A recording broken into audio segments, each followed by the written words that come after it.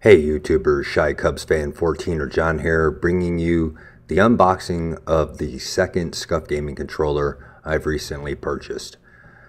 I posted an unboxing and review of the first controller I purchased, and when I did that I said there were a few things that if I got another controller I would want to change. So I decided to buy another controller and see if those changes would make a difference. As you can see, the controller arrived at my house. Came in a nice white box via USPS from Atlanta, Georgia, which is where Scuf Gaming is at.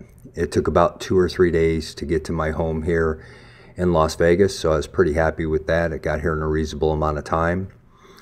What I'm going to do now is I'm going to cut the tape off and get that all out of the way and set things up so that you guys don't have to watch that, and then we'll come back and we'll see what's inside the box and see if I did a good job. Okay, coming back, open up the box. As you can see on the top is the Allen key. It's glued in there.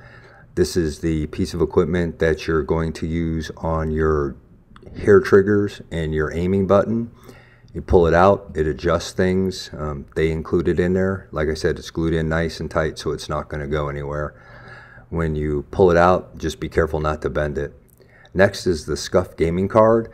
Kind of tells you where their web address is, www.scufgaming.com. It talks about the no slow turn, the dome sticks, the adjustable hair triggers, the trigger stops, the back paddles, and the Scuf grip. Kind of like a little encapsulated overview of what the product is. It's nice, nothing special. Little postcard for you to look at. Next is going to be the instructions. Pretty simple. It explains how to use the Allen wrench on the keys to tighten and loosen your hair triggers. So you want to keep that, but nothing super special. Next, of course, is that beautiful bubble wrap that comes to keep your controller nice and safe. And then last but not least in the box is the Scuf gaming controller that I bought. And this Scuf gaming controller is a Reaper. Let me pull it out of the box here, set it up on the table so you guys can get a look at it. There we go.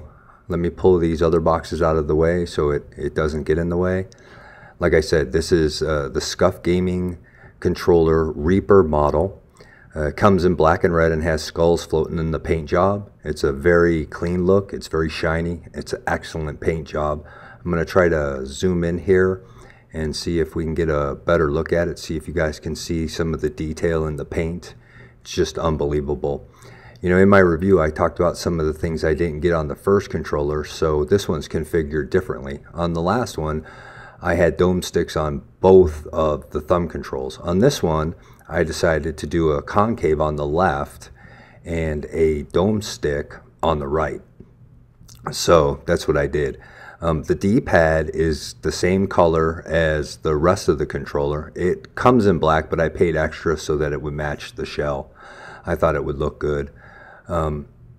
It was just a personal preference. The buttons are blacked out, as you can see, like the last model.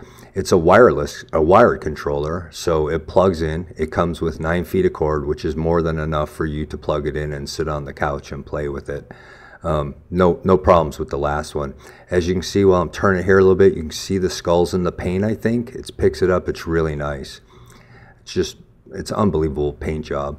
Turn it over on the back here, and you can see the paddles. These are assigned for your A, B, or X, Y buttons. I've got mine assigned to A, B so that I can knife or jump without taking my hands off the controllers. Get a little close up here so you can get a look at it. They've set it up very nicely.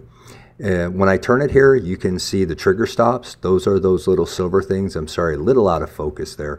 But this is what stops the trigger from going all the way down, which adds milliseconds to your firing. It's really, really nice.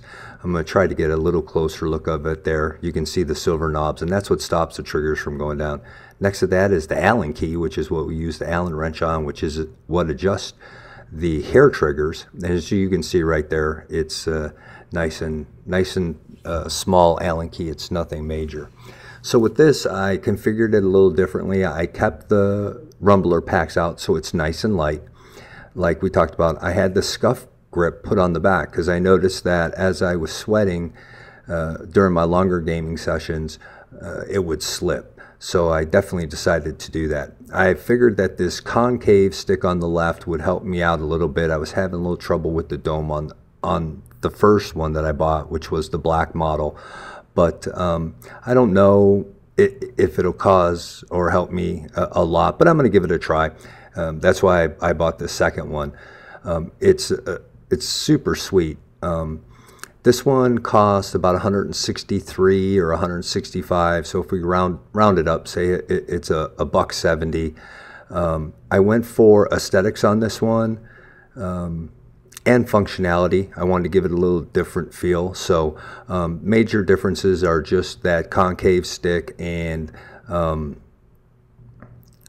the scuff grip on the back. So what I'm going to do is I'm going to play with this for a while. I'll do a review in a little bit. If you guys have any comments, let me know. If you think the video quality is better, anything like that, comments, likes are always appreciated. See you guys in a little bit.